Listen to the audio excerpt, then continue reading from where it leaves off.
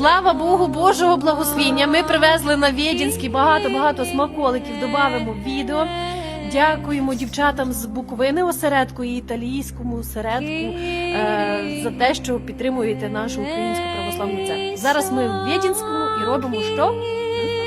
Розпаковку. Слава Богу за все.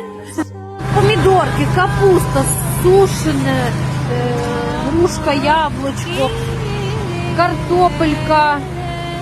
Я не знаю навіть, що це. Я не знаю, що це. Макарони, ще там. Багато величезна посилка. І ще зараз тут один такий самий ящик. Зараз ще їде. Сама це все тягаю. Прям тут я з помощниками. Так. Kyrie eleison, Kyrie eleison, Kyrie eleison, Kyrie eleison, Kyrie eleison, Kyrie eleison, Kyrie eleison, Kyrie eleison.